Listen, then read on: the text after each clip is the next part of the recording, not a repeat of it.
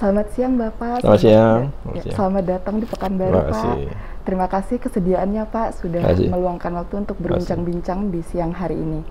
Nah, Bapak mungkin sebelum mulai izin saya boleh menyampaikan pantun ya Pak ya? Boleh, silakan. Makan mie kenyal rasanya, dimakan dengan ikan bersama kuahnya.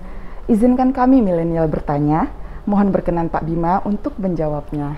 Insya Allah. Baik Pak, langsung saja ya Pak. Melihat kondisi dan kemajuan bangsa Indonesia saat ini, terutama dalam hal pembangunan digitalisasi, tentu hal ini berpengaruh dengan pekerjaan ASN saat ini Pak.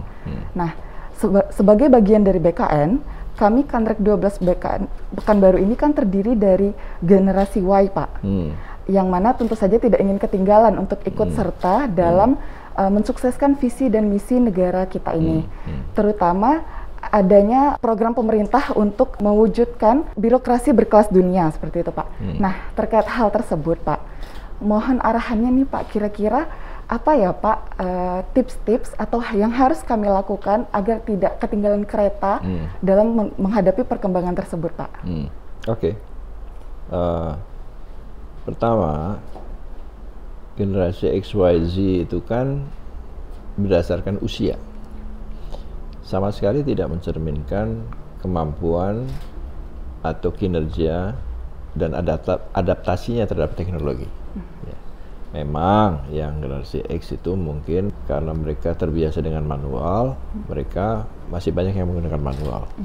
Tapi sebetulnya teknologi kan yang menciptakan generasi X, bukan generasi Z. Jadi mereka sebetulnya lebih tahu mengenai potensi dari teknologi itu, gitu ya. Cuman karena faktor usia sajalah membuat mereka kemudian tidak terlalu cepat bisa beradaptasi. Nah, ini kan cuma masalah adaptasi jadinya, bukan masalah generasi X, Y, Z. Ya. Generasi A juga kalau dia bisa beradaptasi, bisa juga gitu. Nah, jadi bagaimana kita kemudian beradaptasi, mengakomodasi, dan berinteraksi dengan perubahan-perubahan itu. Dunianya berubah, lingkungan kita berubah, teknologinya berubah, kitanya juga berubah. Dengan handphone saja, interaksi dengan sesama anggota masyarakat yang lain berubah.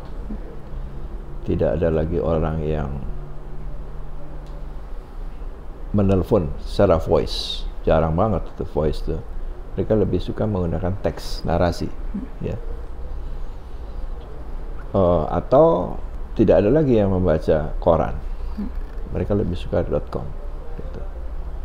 Nah, ini kan kemudian kalau dunianya berubah, kitanya juga berubah, interaksi kita terhadap dunia juga berubah. Pertanyaannya, adakah yang berubah di kantor kita? Akan sangat aneh gitu ya. Kalau kita berubah, dunia berubah, interaksi kita terhadap dunia juga berubah, tapi di kantor kita tidak ada proses bisnis yang berubah. Loh, kok bisa seperti itu gitu ya. Nah, berarti ada detachment, ada keterasingan dunia kerja ini di kantor kita dengan the rest of the world gitu. Nah, itu harus tidak boleh terjadi. Dunia kita di kantor ini harus sama persis dengan yang di luar gitu. Karena ekspektasinya begitu. Karena kalau tidak akan terjadi gap luar biasa. Nah, bagaimana kita kemudian mensiasati agar tidak seperti itu? Ya, yang pertama tentu kita perlu berani keluar dari proses bisnis yang ada sekarang. Jadi, tradisi itu adalah sesuatu yang dibuat. Apa yang kuno sekarang ini, itu dulu pernah baru. Ya kan? Yang kuno sekarang ini dulu itu dianggap sesuatu yang memporak-porandakan sistem yang lebih kuno lagi. Jadi itu dinamika yang terjadi, satu siklus yang harus dilalui itu. Jadi yang baru sekarang akan jadi kuno di depan.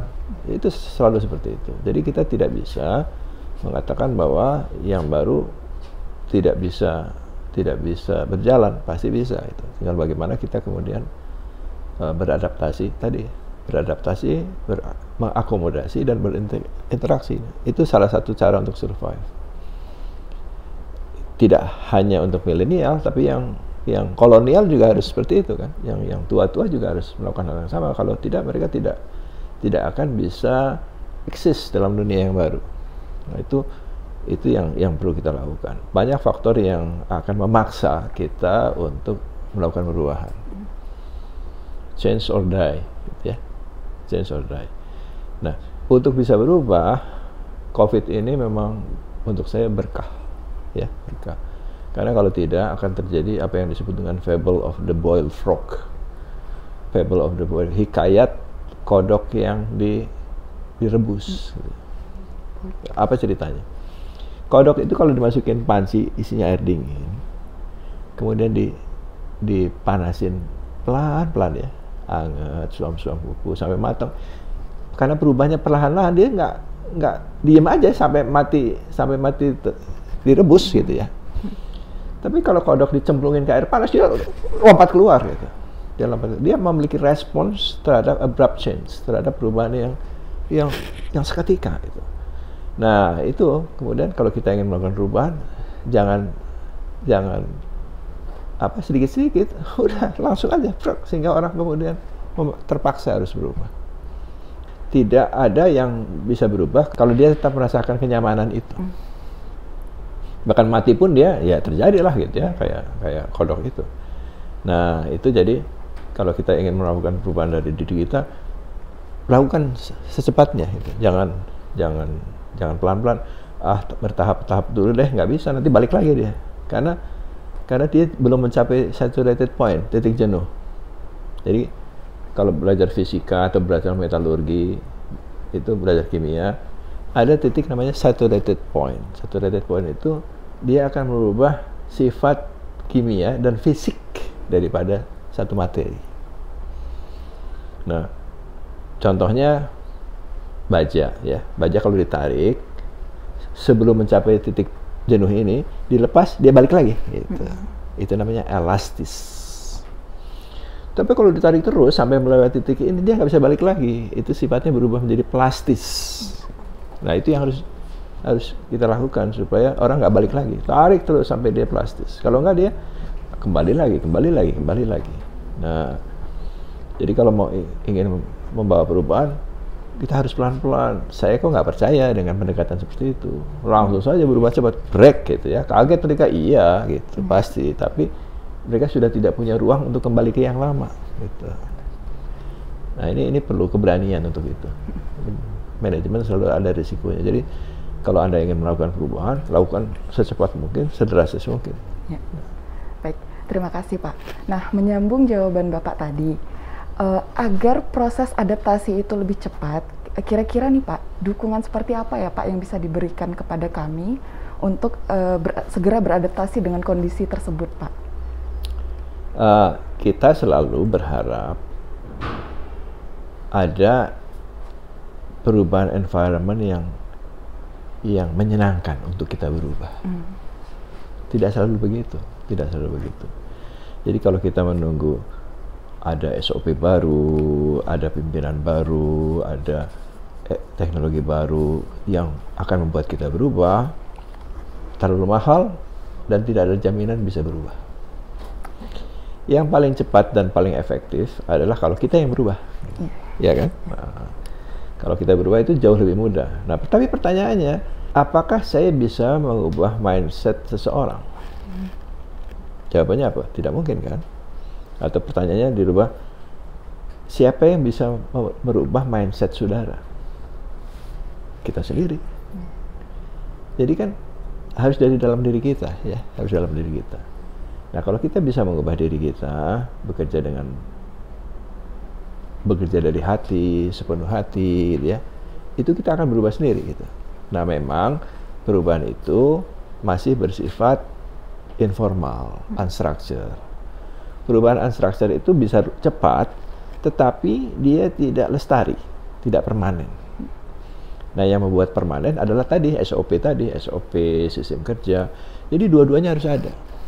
Antara yang unstructured dan structured, yang informal dan formal. Ini dua hal yang memang harus dilakukan bersamaan, gitu, bersamaan. Kadang-kadang orang terlalu mengandalkan yang formal, tapi kok lama, atau mengandalkan yang informal bisa cepat tapi kok kemudian hilang lagi gitu ya. Nah itu dua hal yang memang harus ada gitu. Jadi oke, pimpinan akan mencoba berpikir bagaimana mengubah proses bisnis, mengubah teknologi, membuat SOP, tapi dari sisi kitanya sendiri kita juga harus juga merespons itu, berubah itu. Satu saja tidak bisa. Jadi ketika orang-orang bilang, aduh, alhamdulillah nih Bapak jadi pimpinan BKN gitu ya, kita senang nih Pak.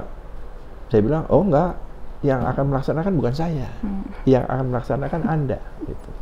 Jadi saya tidak akan memimpin sirkus, Anda nonton di pinggir. Anda yang harus di belakang saya untuk bersama-sama memeriahkan suasana. Itu yang harus dilakukan. Terakhir nih Pak, ya sebagaimana yang kita ketahui, Bapak sejak tahun 2015 sudah memimpin BKN. Nah, kira-kira nih Pak, hal-hal apa yang menjadi harapan Bapak untuk kami para ASN dalam menjaga citra dan menjaga kewibawaan dalam sebagai pelayan publik yang handal di masa yang akan datang nanti Pak? Jadi yang pertama, apakah seorang disebut baik atau tidak kalau dia punya martabat, dignity, eksistensi jati dirinya. Jadi integritas itu utama. Kalau tanpa integritas yang lain-lain runtuh gitu ya. Dia tidak punya martabat, tidak punya dignity. Nah, kalau itu dia punya, kemudian diperlukan kompetensi. Kompetensi itu harus selalu diasah. Di masa depan orang tidak butuh gelar. Yang dibutuhkan adalah kemampuan. Karena gelar saja tidak mencerminkan apa-apa. Jadi Anda perlu punya integritas. Tunjukkan bahwa Anda memang layak menjadi ASN, melayani masyarakat, dan Anda berbangga dengan itu. Itu make yourself proud of what you do, gitu ya. Jadi Anda punya kebanggaan di situ. Dan kompetensi Anda tinggi.